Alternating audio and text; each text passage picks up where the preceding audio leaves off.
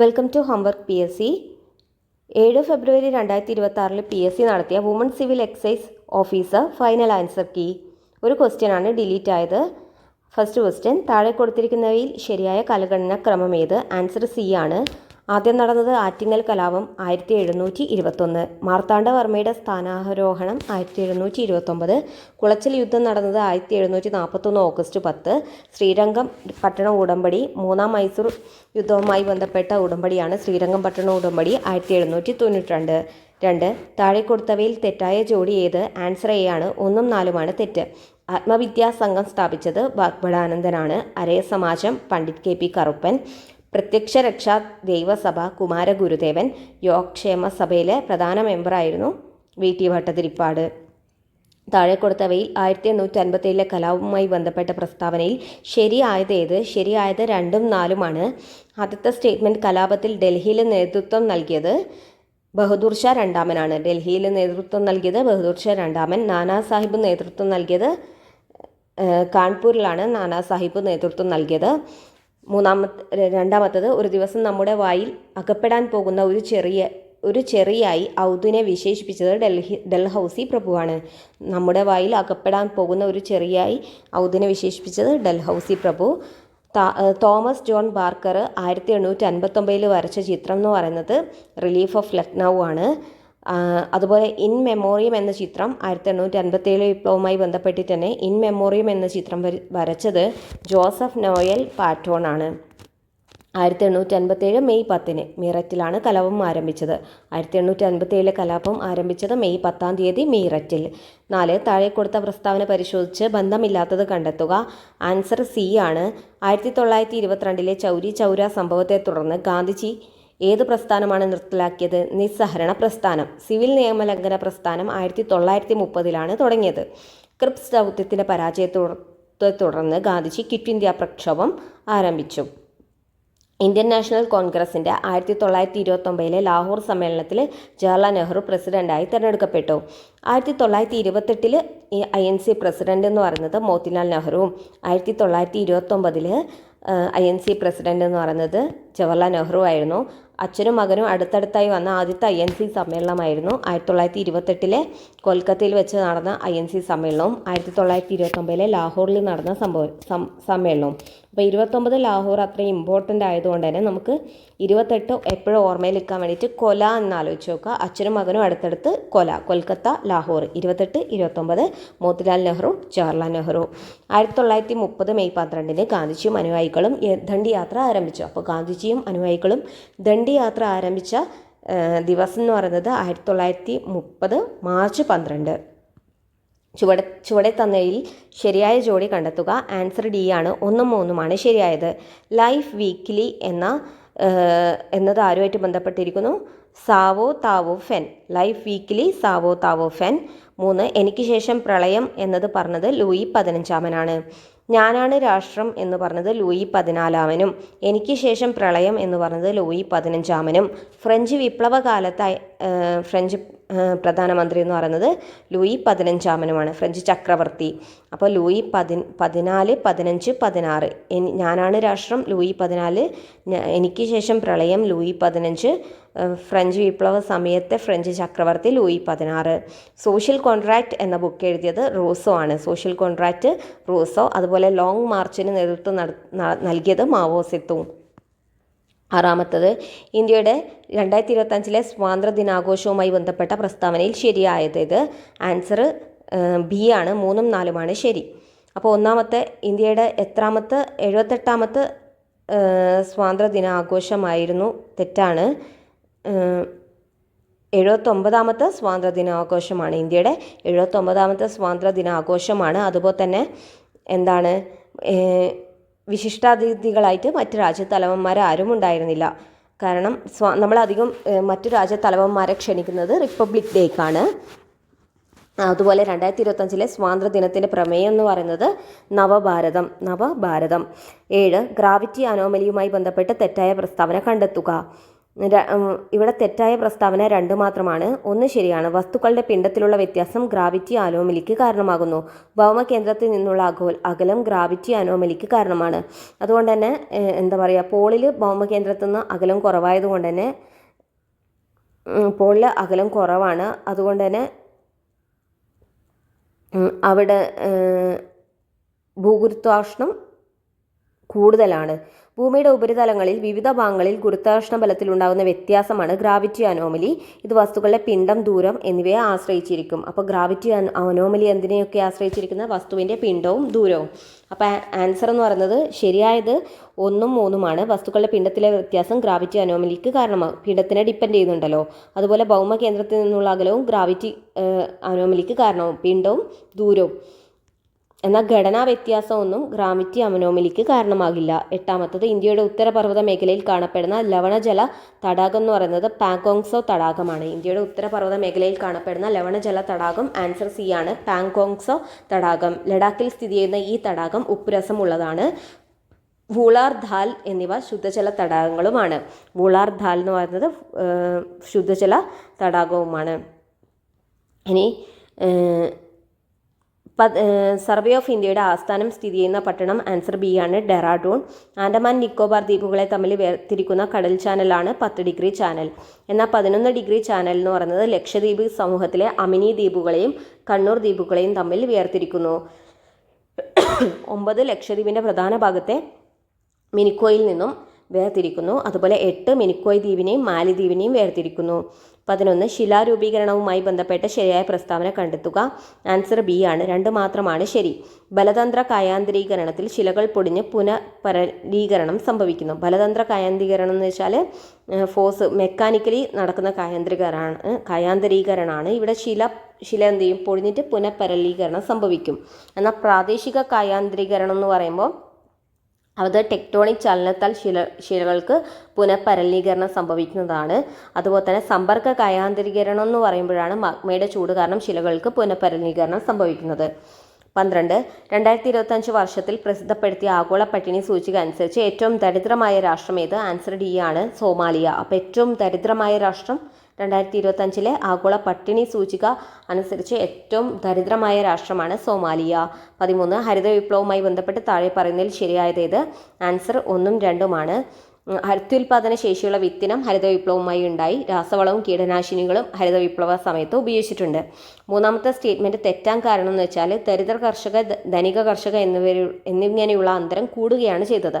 കാരണം ഹരിത വിപ്ലവവുമായി ബന്ധപ്പെട്ടിട്ടുള്ള അത്യുൽപാദന ശേഷിയുള്ള വിത്തിനം, രാസവളം, കീടനാശിനി, ആധുനിക സൗകര്യങ്ങളൊക്കെ അച്ചീവ് ചെയ്യാൻ പറ്റിയത് ധനിക കർഷകർക്കാണ്.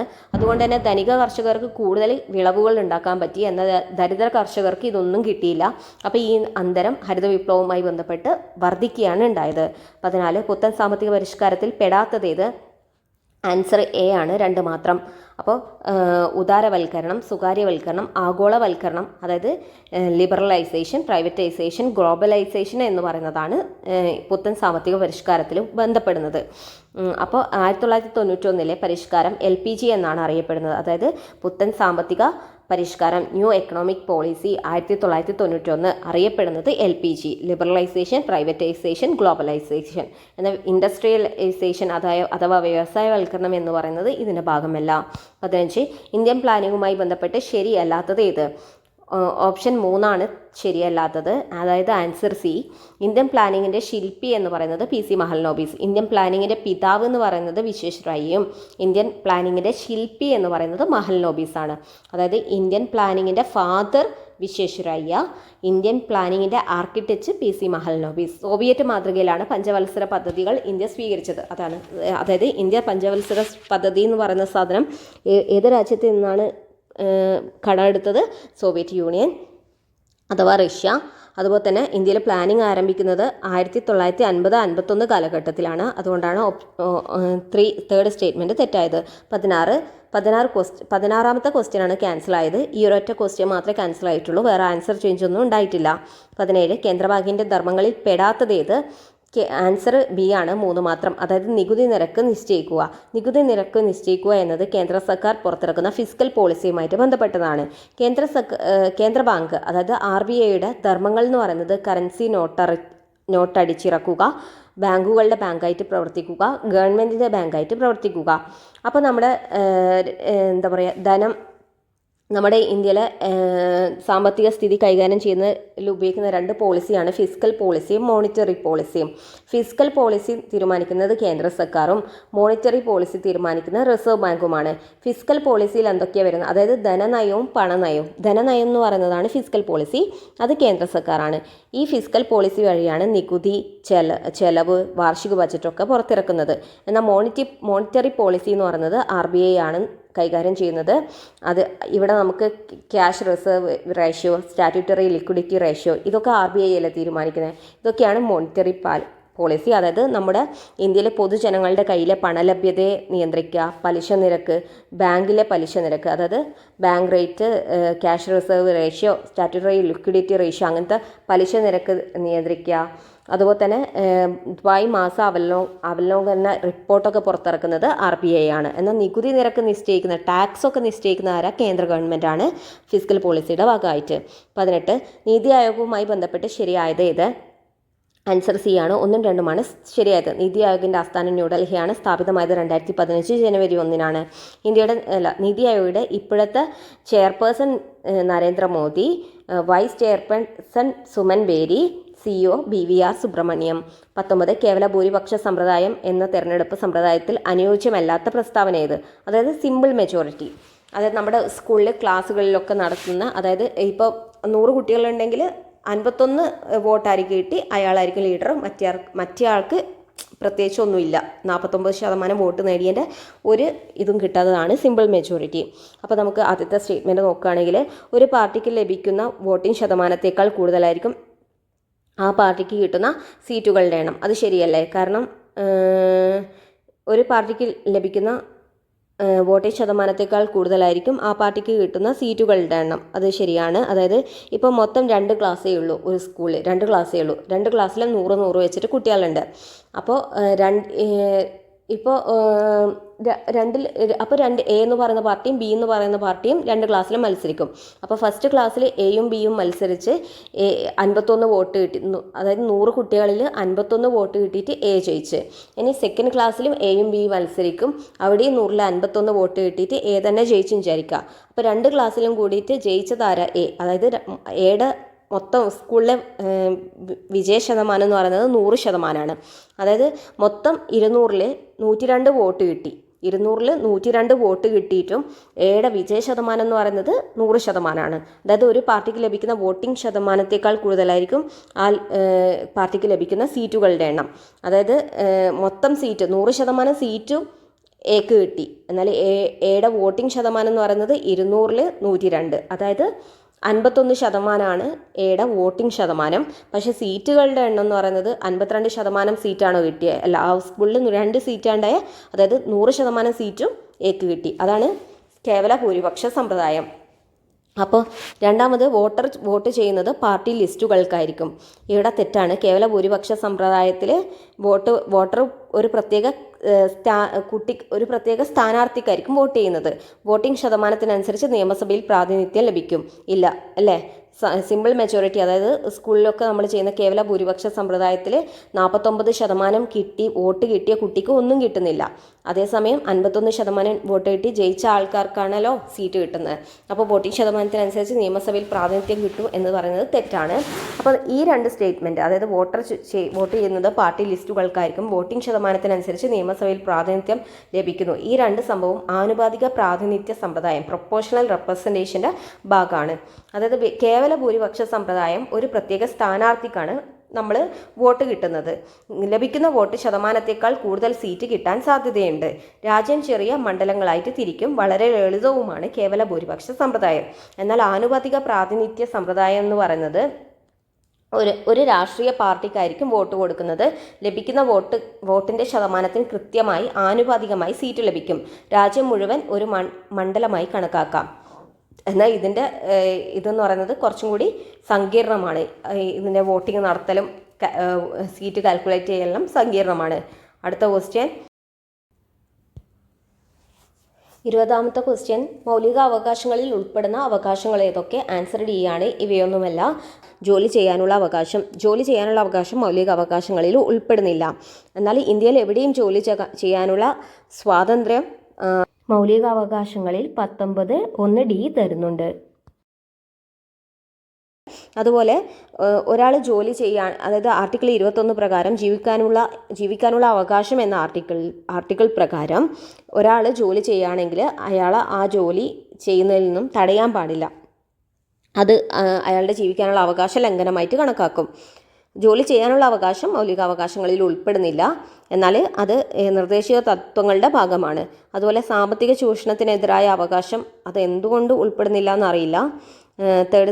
ആ സ്റ്റേറ്റ്മെൻറ്റ് എനിക്ക് കൺഫ്യൂഷൻ ഉണ്ട്. അതുപോലെ തേർഡ് സ്റ്റേറ്റ്മെൻറ്റ് സാമൂഹികവും സാമ്പത്തികവുമായ നീതിക്കുള്ള അവകാശവും നിർദ്ദേശിത തത്വങ്ങളുടെ ഭാഗമാണ്. അപ്പോൾ 1ഉം 3ഉം എന്തായാലും മൗലിക അവകാശങ്ങളിൽ ഉൾപ്പെടുന്നില്ല. ഓപ്ഷൻ ഡി ആണ് ഉത്തരം. ഇവയൊന്നുമല്ല. 21, അവിശ്വാസ പ്രമേയം നോൺ കോൺഫിഡൻസ് മോഷനുമായി ബന്ധപ്പെട്ട് ശരി അല്ലാത്ത പ്രസ്താവന ഏത്? ആൻസർ സി ആണ്. 1ഉം 3ഉം മാത്രം. അവിശ്വാസ പ്രമേയം പാസ്സായാൽ പകരം മന്ത്രിസഭ നിലവിൽ വരുന്നവരെ നിലവിലെ മന്ത്രിസഭ തുടരുന്നു. തെറ്റാണ്. അവിശ്വാസ പ്രമേയം പാസ്സാവുകയാണെങ്കിൽ ആ മന്ത്രിസഭ അപ്പം തന്നെ രാജിവെക്കണം. അവിശ്വാസ പ്രമേയത്തിന് സ്പീക്കറുടെ അനുമതി ആവശ്യമാണ്. ശരിയാണ്. 2 അവിശ്വാസ പ്രമേയങ്ങൾ തമ്മിലുള്ള കാലയളവ് 3 മാസമായിരിക്കും. അതും തെറ്റാണ്. അങ്ങനെ പ്രത്യേകിച്ച് കാലയളവൊന്നും പറയുന്നില്ല. 22, മൗലിക അവകാശങ്ങളുടെ സവിശേഷതകളിൽ ശരിയായവ ഏതൊക്കെ?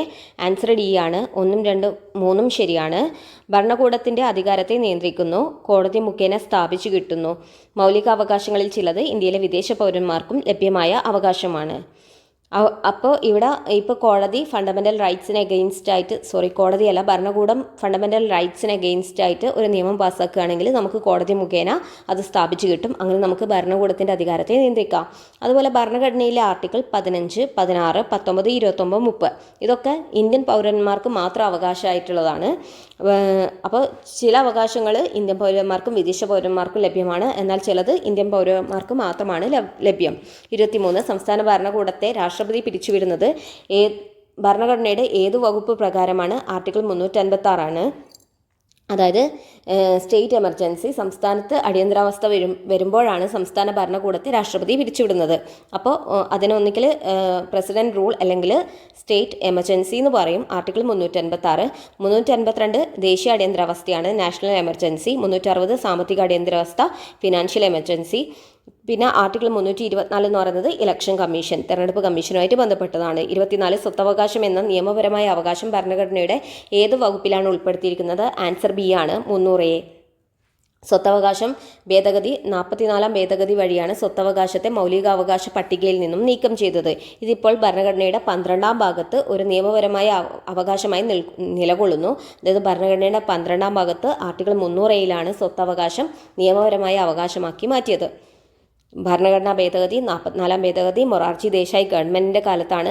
അതുകൊണ്ട് തന്നെ ഒരാളുടെ ദേശം, അതായത് ഒരാളുടെ സ്വത്ത് നിയമാവകാശമാക്കുമ്പോൾ ആരായിരുന്നു പ്രധാനമന്ത്രി? മൊറാർജി ദേശായി. 25, മൗലിക കടമകൾ ഭരണഘടനയുടെ ഏതു ഭാഗത്താണ് ഉൾക്കൊള്ളുന്നത്? ഫണ്ടമെൻ്റൽ ഡ്യൂട്ടീസ് എന്ന് പറയുന്നത് ആൻസർ സി ആണ്. ഭാഗം 4A ആണ്. ഭാഗം 3 എന്ന് പറയുന്നത് മൗലിക അവകാശങ്ങൾ, ഭാഗം 4 എന്ന് പറയുന്നത് നിർദ്ദേശക തത്വങ്ങൾ, ഭാഗം 4A എന്ന് പറയുന്നത് മൗലിക കടമകളുമാണ്. എന്നാൽ ഭാഗം 3A എന്ന് പറയുന്ന ഭാഗം ഭരണഘടനയിലില്ല. 26, താഴെ പറയുന്നവയിൽ കൺകറന്റ് ലിസ്റ്റിൽ ഉൾപ്പെട്ട വിഷയം ഏത്? ആൻസർ ഡി ആണ്. ട്രേഡ് യൂണിയൻ കൺകറന്റ് ലിസ്റ്റിലാണ്. കൃഷി ഇതൊരു സംസ്ഥാന പട്ടികയിൽ ഉൾപ്പെട്ട വിഷയമാണ്. പൊതുജന ആരോഗ്യം ഇതും സംസ്ഥാന പട്ടികയിൽ ഉൾപ്പെട്ടതാണ്. പിന്നെ വ്യാപാരവും വാണിജ്യവും ഇത് സാധാരണ സംസ്ഥാനത്തിനുള്ളിലാണെങ്കിൽ സംസ്ഥാന പട്ടികയിലും സംസ്ഥാനങ്ങൾ തമ്മിലാണെങ്കിൽ കേന്ദ്ര പട്ടികയിലുമാണ്. അമേരിക്കയിലെ റിപ്പബ്ലിക് പാർട്ടിയുടെ തിരഞ്ഞെടുപ്പ് ചിഹ്നം ഏത്? അമേരിക്കയിലെ റിപ്പബ്ലിക് പാർട്ടിയുടെ തിരഞ്ഞെടുപ്പ് ചിഹ്നം ആന. ഡെമോക്രാറ്റിക് പാർട്ടിയുടെ ചിഹ്നം കഴുത. 2018 പ്രളയത്തിൽ പൂർണ്ണമായോ ഭാഗികമായോ വീട് തകർന്നവരിൽ ഉൾപ്പെട്ട കിടപ്പ് രോഗികൾക്കും ഭിന്നശേഷിക്കാർക്കും അധിക ധനസഹായം നൽകുന്നതിന് സംസ്ഥാന ദുരന്ത നിവാരണ അതോറിറ്റി തയ്യാറാക്കിയ പദ്ധതിയാണ് ആൻസർ ബി, പ്രത്യുത്ഥാനം പദ്ധതി. എന്താണ് പ്രത്യുത്ഥാനം പദ്ധതി? പ്രത്യുത്ഥാനം പദ്ധതി എന്ന് പറയുന്നത് 2018 പ്രളയത്തിൽ വീടുകൾ പൂർണ്ണമായോ ഭാഗികമായി തകർന്ന കിടപ്പ് രോഗികൾക്കും ഭിന്നശേഷിക്കാർക്കും അധിക ധനസഹായം നൽകാൻ വേണ്ടിയിട്ടുള്ള പദ്ധതിയാണ് പ്രത്യുത്ഥാനം പദ്ധതി. ആശ്വാസകിരണം പദ്ധതി കിടപ്പ് രോഗികളെ ശുശ്രൂഷിക്കുന്നവർക്ക് പ്രതിമാസം ധനസഹായം ഉറപ്പാക്കുന്ന പദ്ധതി. സഹജീവനം പദ്ധതി ഇത് ഭിന്നശേഷിക്കാർക്കായി സാമൂഹ്യനീതി വകുപ്പ് നടപ്പിലാക്കുന്ന മറ്റൊരു പദ്ധതി. മിത്ര 181 കേരളത്തിലെ സ്ത്രീകൾക്ക് ആവശ്യമായ അടിയന്തര സഹായവും വിവരവും ലഭ്യമാക്കാൻ 24 മണിക്കൂർ ഹെൽപ്പ് ലൈനാണ്. 29 സംസ്ഥാന സർക്കാർ നടപ്പിലാക്കിയ സല്ലാപം മന്ദഹാസം പദ്ധതികൾ സമൂഹത്തിലെ ഏത് വിഭാഗത്തെ ഉൾക്കൊള്ളുന്നു? ആൻസർ സി ആണ് വയോജനം. മന്ദഹാസം പല്ലുകൾ നഷ്ടപ്പെട്ട് ദരിദ്രരായ വയോജനങ്ങൾക്ക് കൃത്രിമ പല്ലുകൾ സൗജന്യമായി വെച്ചു നൽകുന്ന പദ്ധതി. സല്ലാപം വയോജനങ്ങൾക്ക് ഒത്തുചേരാനും വിശേഷം പങ്കുവയ്ക്കാനും സല്ലപിക്കാനും പകൽ വീടുകൾ അല്ലെങ്കിൽ കമ്മ്യൂണിറ്റി സെൻറ്റർ വഴി നടപ്പിലാക്കുന്ന വിനോദ സാമൂഹിക ഇടപെടൽ പദ്ധതിയാണ്. 30 15 മുതൽ 35 വയസ്സ് വരെയുള്ള യുവജനങ്ങൾക്ക് സാംസ്കാരിക കലാ കായിക മത്സരങ്ങളിൽ കഴിവ് തെളിയിക്കുന്നതിന് വേണ്ടി കേരള സർക്കാർ നടപ്പിലാക്കുന്ന പദ്ധതിയാണ് ആൻസർ ബി കേരളീയം. 31 മാലിന്യമുക്ത കേരളത്തിനായി കേരള സർക്കാർ നടപ്പിലാക്കിയ പദ്ധതി ഏതാണ്? ആൻസർ എ ആണ് സ്നേഹാരാമം പദ്ധതി. സ്നേഹാരാമം മാലിന്യത്തിൽ നിന്നും സ്വാതന്ത്ര്യം എന്ന ലക്ഷ്യത്തിന്റെ ഭാഗമായാണ് തദ്ദേശ സ്വയംഭരണ സ്ഥാപനങ്ങൾ വഴി ഇത് നടപ്പിലാക്കുന്നത്. സമാശ്വാസം പദ്ധതി എന്ന് പറയുന്നത് കിഡ്നി രോഗികൾ, ഹീമോഫീലിയ ബാധിതർ തുടങ്ങിയവർക്ക് ധനസഹായം നൽകുന്ന പദ്ധതി. സമന്വയ പദ്ധതി ട്രാൻസ്ജെൻഡർ വ്യക്തികളുടെ വിദ്യാഭ്യാസത്തിനും തുടർ പഠനത്തിനുമുള്ള പദ്ധതി. 32 താഴെ കൊടുത്തിരിക്കുന്നവയിൽ ഏതോ ഹോർമോണാണ് സ്ത്രീ ശരീരത്തിൽ ഗർഭകാലത്ത് ഉൽപ്പാദിപ്പിക്കപ്പെടുന്നത്? ആൻസർ ബി ആണ് ഹ്യൂമൻ കോറിയോണിക് ഗൊണാഡ്രോട്രോപ്പിൻ. ഈസ്ട്രജൻ സ്ത്രീകളിലെ പ്രധാന ലൈംഗിക ഹോർമോണാണ്. ഗർഭകാലത്ത് ഇതിൻ്റെ അളവ് കൂടുമെങ്കിലും സാധാരണ അവസ്ഥയിലും ഇത് ശരീരത്തിൽ ഉൽപ്പാദിപ്പിക്കുന്നു. നമ്മുടെ ക്വസ്റ്റ്യൻ ഗർഭകാലത്ത് മാത്രം എന്നതാണ്. അതുകൊണ്ട് തന്നെ ഹ്യൂമൻ കോറിയോണിക് ഗൊണാഡ്രോട്രോപ്പിനാണ് ഉത്തരം. ഇനി പ്രൊജസ്റ്ററോൺ ആർത്തവ ചക്രത്തിൻ്റെ ഭാഗമായി ശരീരത്തിൽ എപ്പോഴും ഉണ്ടാകുന്ന ഹോർമോണാണ്. ഗർഭാവസ്ഥ നിലനിർത്താൻ ഇത് സഹായിക്കുന്നു. 33 ജലദോഷത്തിന് കാരണമായ രോഗകാരി ആൻസർ എ ആണ് റൈനോ വൈറസ്. 34 യൂറിക് ആസിഡ് ക്രിസ്റ്റലുകൾ അടിഞ്ഞുകൂടുന്നത് മൂലമുണ്ടാകുന്ന സന്ധിവീക്കം താഴെ പറയുന്നവയിൽ ഏതാണ്? ആൻസർ ബി ആണ് ഗൗട്ട്. യൂറിക് ആസിഡ് ക്രിസ്റ്റൽ കൂടിച്ചേർന്നുണ്ടാകുന്ന സന്ധിവീക്കത്തിന് എന്താ പറയുക? ഗൗട്ട്. മലേറിയ പരത്തുന്ന കൊതുക് ഏത് വിഭാഗത്തിൽപ്പെടുന്നു? ആൻസർ എ ആണ് ഫീമെയിൽ അനോഫിലസ് കൊതുകുകൾ. മലേറിയ പരത്തുന്നത് ഫീമെയിൽ അനോഫിലസ് കൊതുകുകൾ. ഈഡിസ് കൊതുകുകളാണ് ഡെങ്കിപ്പനി ചിക്കൻഗുനിയയും. ക്യൂലക്സ് കൊതുകുകളാണ് മന്തും മസ്തിഷ്ക ജ്വരവും. ഈഡിസ് കൊതുക് ഇവ ഡെങ്കിപ്പനി ചിക്കൻഗുനിയ സിക വൈറസ് തുടങ്ങിയ രോഗങ്ങളാണ് പരത്തുന്നത്. ഫീമെയിൽ ക്യൂലക്സ് കൊതുകുകളാണ് മസ്തിഷ്ക ജ്വരം, അതായത് ജപ്പാനീസ് എൻസെഫലൈറ്റിസ്, മന്തുരോഗം, ഫിയാലാറിസിസ്, ലാരിയാസിസ് എന്നിവ പരത്തുന്ന കൊതുകുകളാണ് ഫീമെയിൽ ക്യൂലക്സ് കൊതുകുകൾ. കേരളത്തിലെ ആദ്യത്തെ സ്കിൻ ബാങ്ക് എവിടെ സ്ഥിതി ചെയ്യുന്നു? Government medical college Thiruvananthapuram. ടോയ്ലറ്റുകളിൽ നിന്നും ഉത്ഭവിക്കുന്നതും മനുഷ്യമാലിന്യം അടങ്ങിയതുമായ മലിനജലത്തിന് നമുക്ക് ബ്ലാക്ക് വാട്ടർ എന്ന് പറയാം. ബ്ലാക്ക് വാട്ടർ എന്ന് വെച്ചാൽ ഏറ്റവും മലിനമായതും മനുഷ്യമാലിന്യം അടങ്ങിയ ജലമാണ്. അതായത് ടോയ്ലറ്റ് എന്നൊക്കെ വരുന്നതാണ് ബ്ലാക്ക് വാട്ടർ. എന്നാൽ ഗ്രേ അല്ലെ ചാരനിറം താരതമ്യേന കുറഞ്ഞ അഴുക്കുള്ള ജലം കുളിമുറി അലക്ക് ഭാഗമായിട്ട് വരുന്നത്. എന്നാൽ റെഡ് വാട്ടർ ഇത് സാധാരണയായി വ്യാവസായിക ആവശ്യങ്ങൾക്കോ അല്ലെങ്കിൽ ഖനനവുമായി ബന്ധപ്പെട്ടോ ഉള്ള മലിനജലത്തെ സൂചിപ്പിക്കാൻ ഉപയോഗിക്കുന്നു. ഗാർഹിക മാലിന്യവുമായി ഇതിന് നേരിട്ട് ബന്ധമില്ല. 39 ക്രിക്കറ്റ് കളിയിൽ ഒരു ബാറ്റ്സ്മാൻ പന്ത് തറനിരപ്പിൽ നിന്നും 45 ഡിഗ്രി കോണളവിൽ അടിച്ചാൽ സിക്സർ ലഭിക്കാൻ ഏറ്റവും സാധ്യത. ഇതിനു പിന്നിലെ ശാസ്ത്രീയ കാരണം ഏറ്റവും ഉചിതമായി വിശദീകരിക്കുന്നത് ഏത്? 45 ഡിഗ്രി കോണളവിൽ അടിക്കുമ്പോൾ സിക്സ് ലഭിക്കൂ എന്ന് പറയുന്നത് ആൻസർ സി ആണ്. 45 ഡിഗ്രി കോണളവിൽ പന്തടിക്കുമ്പോൾ പന്തിൻ്റെ ലംബ വേഗഘടകവും തിരശ്ചീന വേഗഘടകവും തുല്യമായതിനാലായിരിക്കും.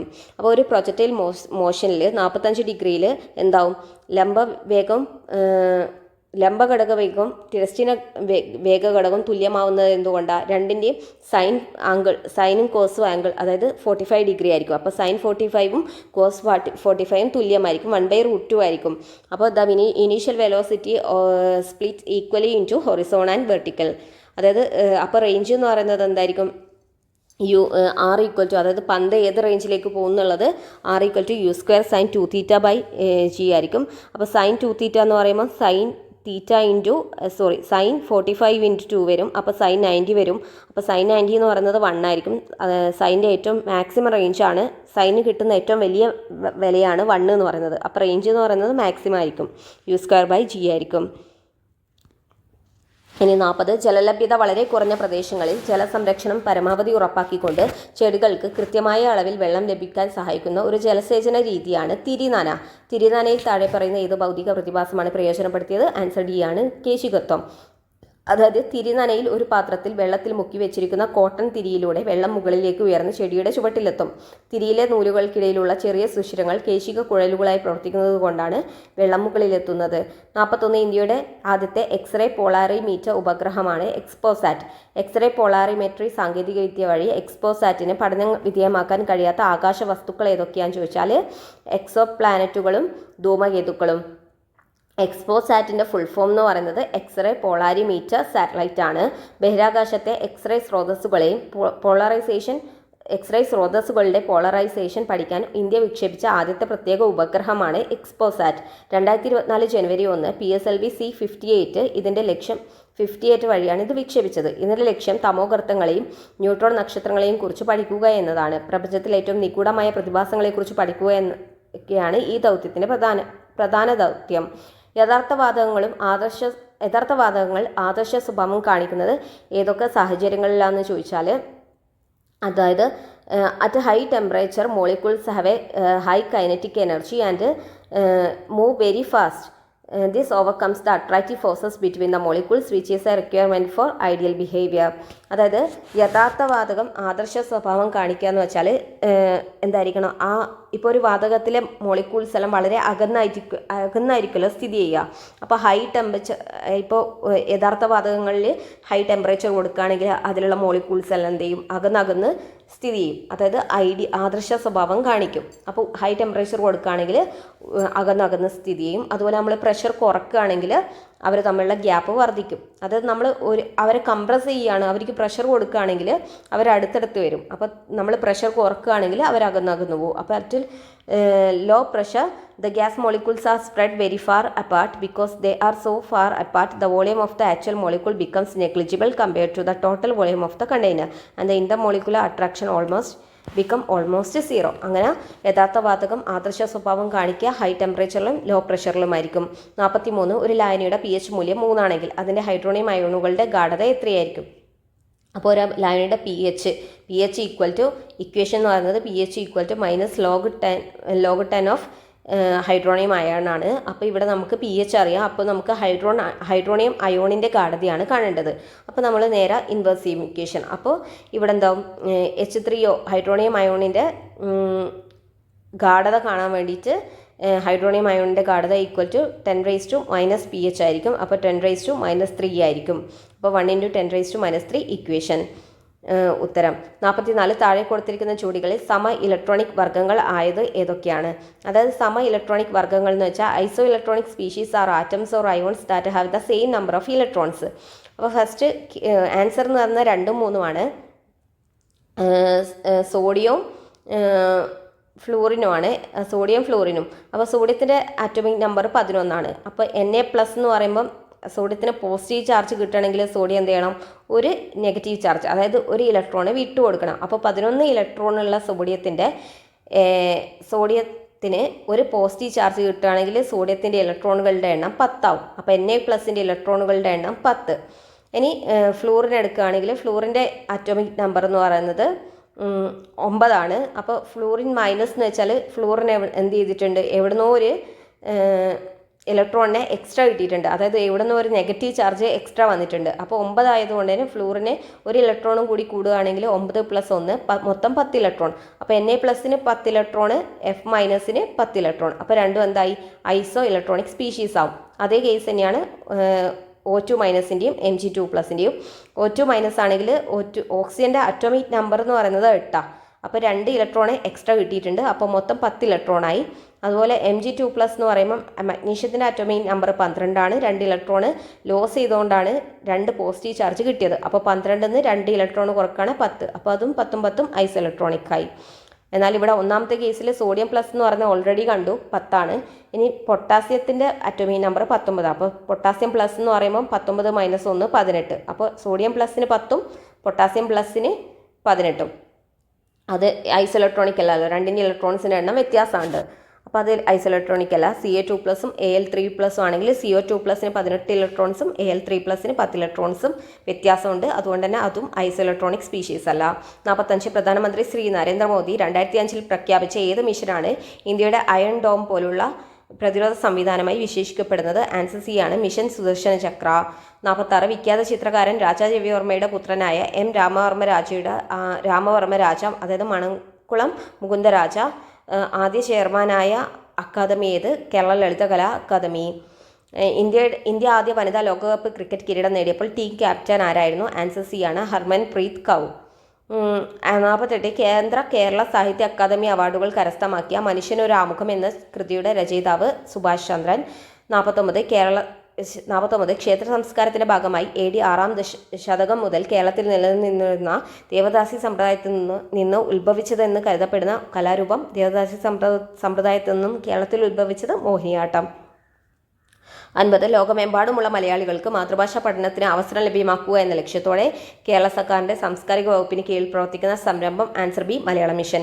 മാത്സ് ക്വസ്റ്റ്യൻസ് ആണ്. 51 B, 52 C, 53 D, 54 A, 55 A, 56 C, 57 C, 58 D, 59 B, 60 D. English question. The treasure was buried dash and old oak tree. അതായത് നിധി എവിടെയാണ്? ഒരു പഴയ ഓക്ക് മരത്തിൻ്റെ അടിയിലായിരിക്കുമല്ലോ നിധികൾ കുഴിച്ചിടുക. അപ്പോൾ ബിനീത്താണ് ഉത്തരം. Beneath directly under or at a lower level. 62ാമത്തെ question. Few people understood dash. Few people understood dash. അപ്പോൾ ഇവിടെ ഫ്യൂ എന്ന് പറയുമ്പോൾ നെഗറ്റീവ് വേർഡാണ്. അപ്പോൾ നമ്മുടെ ക്വസ്റ്റ്യൻ ടാഗ് എന്തായാലും പോസിറ്റീവ് ആയിരിക്കണം. അപ്പോൾ ഓപ്ഷൻ എയും സിയും വരില്ല. അപ്പോൾ ബിയും ഡിയും ആണ്. അവിടെ ഫ്യൂ പീപ്പിൾ അണ്ടർസ്റ്റുഡ് എന്ന് പറയുന്നത് അണ്ടർസ്റ്റാൻഡിൻ്റെ B2 ആണ്. B2 അതായത് അണ്ടർസ്റ്റാൻഡ് പ്ലസ് ഡിഡ് ആണ് അണ്ടർസ്റ്റുഡ്. അപ്പോൾ ഇവിടെ ക്വസ്റ്റ്യൻ ടാഗിൽ ഡിഡ് ആണ് വരിക. അണ്ടർസ്റ്റാൻഡ് പ്ലസ് ഡിഡ് ആണ് അണ്ടർസ്റ്റുഡ്. അതുകൊണ്ട് തന്നെ ക്വസ്റ്റ്യൻ ടാഗിൽ ഡിഡ് വരണം. Understood is the second form of the verb understand. അപ്പോൾ നമുക്ക് ഡിഡ് പ്ലസ് ദേ കിട്ടും. അപ്പോൾ ഡിഡ് ദേ ആയിരിക്കും question tag. 63 he dash the document before signing. അപ്പോൾ ഹി ഡാഷ് ആൻസർ എ ആണ്, ലുക്ക്ഡ് ഓവർ എന്ന് വെച്ചാൽ നമ്മളൊരു കാര്യം ജസ്റ്റ് മൊത്തത്തിലൊന്ന് വായിച്ചു നോക്കുന്നതിനാണ് ലുക്ക്ഡ് ഓവർ എന്ന് പറയുക. അപ്പോൾ ഒരാൾ ഒരു ഒപ്പിടുന്നതിന് മുന്നേ ഒരു ഡോക്യുമെൻറ്റ് കിട്ടുകയാണെങ്കിൽ മൊത്തത്തിൽ വായിച്ചു നോക്കുമല്ലോ. അപ്പോൾ ആൻസർ എ ആണ്, ലുക്ക്ഡ് ഓവർ. എന്നാൽ ലുക്ക്ഡ് ഔട്ട് എന്ന് വെച്ചാൽ വാർണിംഗ് ആണ്. ലുക്ക് ഔട്ട് നോട്ടീസ് എന്നൊക്കെ പറയൂലേ. അപ്പോൾ ടു ബി കെയർഫുൾ ആണ് ലുക്ക്ഡ് ഔട്ട് എന്ന് പറയുന്നത്. ലുക്ക്ഡ് ആഫ്റ്റർ എന്ന് വെച്ചാൽ ടു ടേക്ക് കെയർ ഓഫ്, അതായത് പരിപാലിക്കുക, നമ്മൾ അവരെ നോക്കുക എന്നുള്ളതിൽ. Looked after someone something. And looked up എന്ന് വെച്ചാൽ to search for information in a book or list. അല്ല ലുക്ക്ഡ് അപ്പ് എന്ന് വെച്ചാൽ നമ്മൾ ഡിക്ഷണറിയിൽ ഒരു വേർഡ് തപ്പുന്നതിനൊക്കെ നമ്മൾ ലുക്ക്ഡ് അപ്പ് എന്ന് പറയും. 64 he made a dash talking to his friend loudly during the ceremony. ഇവിടെ ആൻസർ ബി ആണ്, ഫോക്സ് പാസ് ആണ് ഉത്തരം.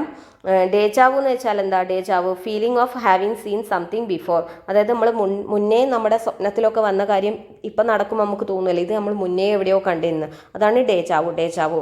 ഫോക്സ് പാസ് എന്ന് വെച്ചാൽ സോഷ്യൽ ബ്ലണ്ടർ ആണ്. ബോൺ വേയേജ് എന്ന് വെച്ചാൽ ഹാവ് എ ഗുഡ് ജേണി, നല്ലൊരു യാത്ര നമ്മൾ വിഷയുന്നതിനൊക്കെയാണ് ബോൺ വോയേജ് എന്ന് പറയാം. 65 the teacher made them write an essay can be reframed as. അപ്പോൾ ഇതിനെ നമുക്ക് പറയുമ്പോൾ റിപ്പോർട്ടഡ് സ്പീച്ചിലേക്ക് പറയുമ്പോൾ they were made to write an essay. അപ്പോൾ the teacher made them write an essay. Teacher അവരെ ഒരു എസ്സേ ഉണ്ടാക്കാൻ പഠിപ്പിച്ചു എന്നുള്ള രീതിയിലാണ്. അപ്പോൾ അപ്പോൾ അവർ എസ്സേ ഉണ്ടാക്കാൻ പഠിച്ചു എന്നുള്ളതിൽ they were made to write an essay. ഇവിടെ എന്ത് ചെയ്യണം? ദം എന്നുള്ളത് ദേ ആവും.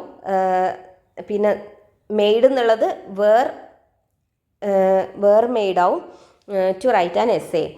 66 between you and dash this plan might fail. അപ്പോൾ ഇവിടെ ബിറ്റ്വീൻ യു ആൻഡ് ഡാഷ് എന്ന് പറയുമ്പോൾ after a preposition like between use the objective case. അതായത് ബിറ്റ്വീൻ ഉപയോഗിച്ചിട്ട് യു ആൻഡ് ഒബ്ജക്റ്റീവ് ആയിട്ടുള്ള ഒരു സബ്ജക്റ്റ് വേണം നമ്മൾ എടുക്കാൻ. അപ്പോൾ ഇവിടെ ഒബ്ജക്റ്റീവ് ആയിട്ട് ഏതൊക്കെയാണ് വരിക?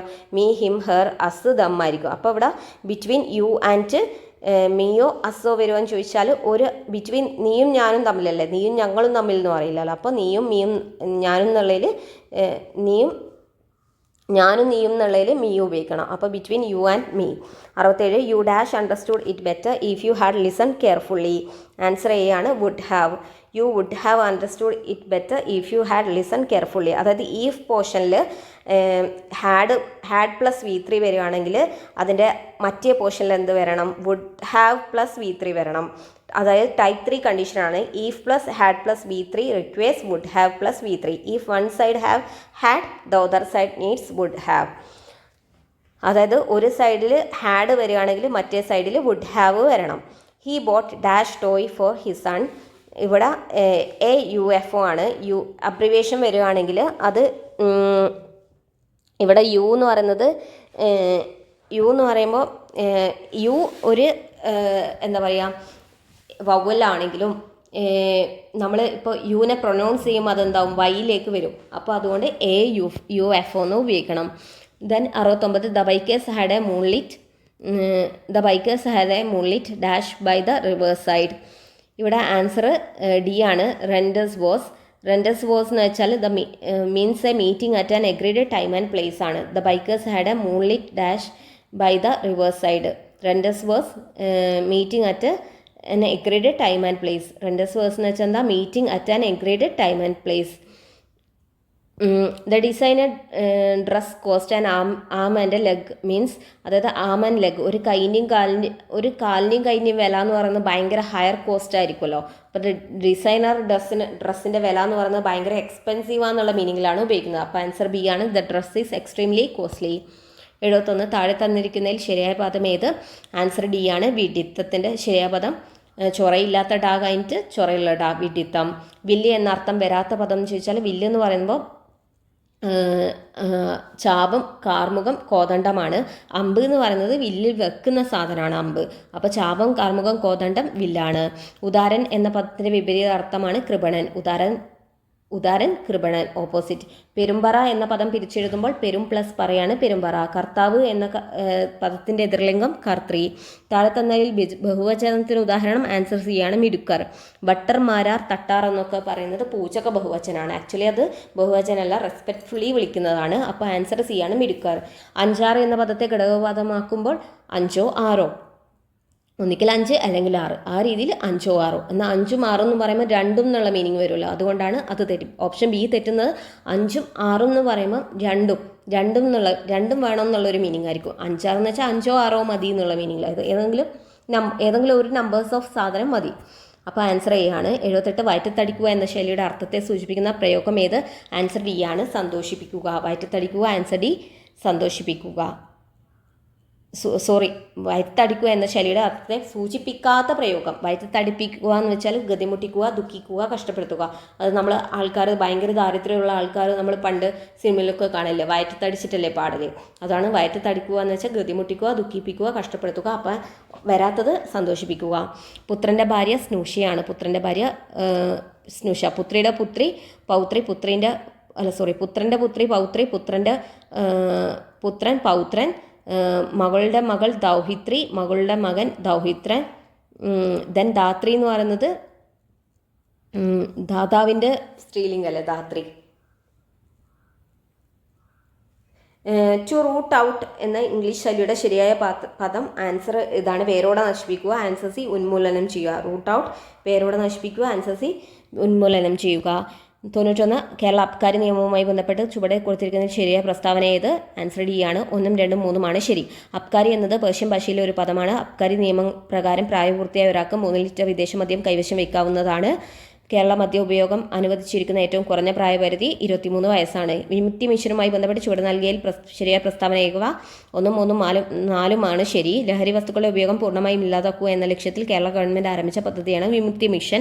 വിമുക്തി മിഷൻ നേതൃത്വം നൽകുന്നത് കേരള എക്സൈസ് വകുപ്പാണ്. ലഹരിക്ക് അടിമപ്പെട്ട വ്യക്തികളെ ചികിത്സയിലൂടെയും കൗൺസിലിങ്ങിലൂടെയും തിരികെ കൊണ്ടുവരിക, നവതലമുറ ലഹരിക്കണിയിൽ വീഴാതെ സംരക്ഷിക്കുക എന്ന ലക്ഷ്യത്തിൽ രൂപീകരിക്കപ്പെട്ട മിഷനാണ് വിമുക്തി മിഷൻ. കേരള അബ്കാരി ആക്ട് പ്രകാരം കേരളത്തിൽ ഡ്രൈ ഡേ വിജ്ഞാപനവുമായി ബന്ധപ്പെട്ട് ശരിയായ പ്രസ്താവന ഏതൊക്കെ? ആൻസർ സി ആണ്. 1, 2, 4 മാത്രം ശരി. ശ്രീനാരായണ ഗുരു ജയന്തി കേരളത്തിൽ ഡ്രൈ ഡേ ആണ്. രക്തസാക്ഷി ദിനം കേരളത്തിൽ ഡ്രൈ ഡേ ആണ്. ശ്രീനാരായണ ഗുരു സമാധി കേരളത്തിൽ ഡ്രൈ ഡേ ആണ്. NDPS നിയമവുമായി ബന്ധപ്പെട്ട് കൊടുത്തിരിക്കുന്ന പ്രസ്താവന പരിശോധിക്കുക. അതിൽ 2, 3, 4 ശരി. മയക്കുമരുന്ന് കച്ചവടത്തിലൂടെ നേടിയ അനധികൃത സമ്പത്ത് കണ്ടുകെട്ടുന്നതിനുള്ള അധികാരം മേൽ നിയമത്തിനുണ്ട്. മയക്കുമരുന്ന് ഉപയോഗിക്കുന്നതിൽ മേൽ നിയമപ്രകാരം കുറ്റകരമാണ്. വധശിക്ഷ നൽകാവുന്ന വകുപ്പുകൾ മേൽ നിയമപ്രകാരം നിലവിലുണ്ട്. NDPS നിയമപ്രകാരം ഒരു പ്രതിയെ അറസ്റ്റ് ചെയ്യുമ്പോൾ ദേഹപരിശോധന നടത്തുന്നതിന് ഗസ്റ്റഡ് ഓഫീസറുടെ സാന്നിധ്യം ആവശ്യമാണ്. ചുവടെ നൽകിയിരിക്കുന്ന പ്രസ്താവന പരിശോധിക്കുക. ആൻസർ 1, 2, 4 പോലീസ് വകുപ്പിലെ ഗസ്റ്റഡ് ഓഫീസർമാരുടെ സാന്നിധ്യം ഉറപ്പാക്കാവുന്നതാണ്. എക്സൈസ് വകുപ്പിലെ ഗസ്റ്റഡ് ഓഫീസർമാരുടെ സാന്നിധ്യം ഉറപ്പാക്കാവുന്നതാണ്. റവന്യൂ വകുപ്പിലെ തഹസിൽദാർമാരുടെ സാന്നിധ്യം ഉറപ്പാക്കാവുന്നതാണ്. ഡിസ്റ്റിലറി ആൻഡ് വെയർഹൌസ് റൂൾ പ്രകാരം താഴെ പറയുന്നതിൽ പ്രസ്താവനയിൽ ശരിയേത്? 2 മാത്രമാണ് ശരി. ഡിസ്റ്റിലറിയിൽ ഉൽപ്പാദിപ്പിക്കുന്ന മദ്യം നേരിട്ട് FL3 ബാർ ഹോട്ടലുകളിൽ എത്തിക്കാവുന്നതാണ്. ഡിസ്റ്റിലറി ആൻഡ് വെയർഹൌസ് നിയമപ്രകാരം താഴെ പറയുന്നതിൽ ശരിയായത്? ആൻസർ ബി ആണ്, 3 ശരി. സ്പിരിറ്റ് നിർമ്മാണത്തിന് ഉപയോഗിക്കുന്ന മൊളാസിസ് ഇരുണ്ട തവിട്ട് നിറം ആണ്. 1968 ഡിസ്റ്റിലറി ആൻഡ് വെയർഹൌസ് നിയമപ്രകാരം താഴെ പറയുന്നതിൽ ശരിയായ പ്രസ്താവന ഏതൊക്കെ? ആൻസർ എ ആണ്. മേൽപ്പറഞ്ഞ പ്രസ്താവന എല്ലാം ശരിയാണ്. സ്പിരിറ്റ് പാനയോഗ്യമല്ലാതാക്കി മാറ്റാൻ മെഥനോൾ ചേർക്കും, ബെൻസിൻ ചേർക്കും, പൈരിഡിൻ ചേർക്കും, അസറ്റോൺ ചേർക്കും. കേരള അബ്കാരി നിയമപ്രകാരം കുറ്റകരമായ പ്രസ്താവന ഏതൊക്കെ? ആൻസർ എ ആണ്. മേൽപ്പറഞ്ഞവ എല്ലാം ശരിയാണ്. പൊതുസ്ഥലത്ത് മദ്യപിക്കുന്നത് കുറ്റകരമാണ്. 21 വയസ്സിന് താഴെ പ്രായമുള്ള വ്യക്തി മദ്യവിൽപ്പന നടത്തുന്നത് കുറ്റമാണ്. 21 വയസ്സിന് പ്രായമുള്ള വ്യക്തി മദ്യം ഉപയോഗിക്കുന്നത് കുറ്റകരമാണ്. പ്രായപൂർത്തിയായ ഒരാൾ സ്വന്തം ആവശ്യത്തിന് തെങ്ങ് ചെത്തി കള്ള് ഉപയോഗിക്കുന്നത് കുറ്റകരമാണ്. പ്രായപൂർത്തിയായ ഒരാൾ കേരളത്തിൽ വിൽക്കുന്ന ബിയറിൻ്റെയും വൈനിൻ്റെയും കുറഞ്ഞതും കൂടുതലുമായ ആൽക്കഹോൾ വീര്യം യഥാക്രമം A 0% മുതൽ 6% വരെ, പിന്നെ 8% മുതൽ 15.5% വരെ. കേരളത്തിൽ 23 വയസ്സുള്ള ഒരാൾക്ക് ജീൻ മദ്യത്തിൻ്റെ ആൽക്കഹോൾ വീര്യവും കൈവശം വയ്ക്കാവുന്നതിൻ്റെ പരമാവധി അളവ് 65 ഡിഗ്രി P ആൻഡ് 3 ലിറ്റർ. 92 പരമാവധി 12 മണിക്കൂർ പ്രവർത്തന സമയമുള്ള ടോഡി ഷോപ്പുകളും FL1 ഷോപ്പുകളും പ്രവർത്തിക്കുന്ന സമയപരിധി യഥാക്രമം ആൻസർ എ ആണ്. രാവിലെ 8 മുതൽ രാത്രി 10 വരെയും രാവിലെ 9 മുതൽ രാത്രി 11 വരെയും. പുകയില ഉൽപ്പന്നങ്ങൾ കൈവശം വയ്ക്കുന്നതിനും ഉപയോഗിക്കുന്നതിനും നിശ്ചയിച്ചിരിക്കുന്ന കുറഞ്ഞ പ്രായപരിധി 18. സിഗരറ്റ് പാക്കുകളിൽ മുന്നറിയിപ്പ് നൽകുന്നതിനെക്കുറിച്ച് വിശദീകരിക്കുന്ന കോഡ് പി നിയമത്തിലെ വകുപ്പ് ആൻസർ സി ആണ്, 7. വിദ്യാഭ്യാസ സ്ഥാപനങ്ങളിൽ നിന്ന് 100 യാർഡ് ചുറ്റളവിനുള്ളിൽ പുകയില ഉൽപ്പന്ന വിൽപ്പന നിരോധിച്ചിരിക്കുന്നത് ഏത് വകുപ്പ് പ്രകാരം? ആൻസർ സി ആണ്, 6B പ്രകാരം. ലഹരി മദ്യങ്ങളുടെ നിരോധനം ഏത് പട്ടികയിലുള്ള വിഷയമാണ്? ആൻസർ എ സംസ്ഥാന പട്ടിക. വിമുക്തി മിഷന്റെ ചീഫ് എക്സിക്യൂട്ടീവ് ഓഫീസർ ആര്? Answer B excise additional commissioner. ഇന്ത്യയിലെ മയക്കുമരുന്ന് വിരുദ്ധ പ്രചാരണം ഏതാണ്? Answer A Nasha Mukt Bharat. 99 2000 information technology ആക്ടിൻ്റെ സെക്ഷൻ 65 പ്രകാരം ഒരു കുറ്റകൃത്യത്തിന് ആവശ്യമായ മാനസിക ഘടകം ഏതാണ്? ആൻസർ സി ആണ്, അറിവും ഉദ്ദേശവും, നോളജ് ആൻഡ് ഇൻറ്റൻഷൻ. 100 65 ഡീൽ അതുപോലെ തന്നെ section 65 deals with the tampering with computer source code document ആണ്. 100 2000 ഇൻഫർമേഷൻ ടെക്നോളജി ആക്ടിലെ സെക്ഷൻ 72 പ്രകാരം പ്രധാനമായും ലക്ഷ്യമിടുന്ന വ്യക്തികളുടെ വിഭാഗം ഏത്? ആൻസർ ബി ആണ്, IT ആക്ട് ചട്ടങ്ങൾ പ്രകാരം അധികാരം വിനിയോഗിക്കുന്ന ഉദ്യോഗസ്ഥർ. Section 72 deals with penalty for break of confidentiality and privacy. The target this section specially applies to any person who is pursuance of any of the powers conferred under this act, rules or regulation. He has secured access to any electronic record, book, register, correspondence, information, document or other material. The offense, if such a person discloses that information to any person without the consent of the person concerned, they are committing a break of confidentiality. അതായത് data സംരക്ഷിക്കേണ്ട ആൾ തന്നെ data പുറത്താക്കുകയാണ് അല്ലെങ്കിൽ വേറെ രീതിക്ക് ചൂഷണം ചെയ്യാൻ കൊടുക്കുകയാണെങ്കിൽ section 72 അതിനെക്കുറിച്ചാണ് പറയുന്നത്. Thank you.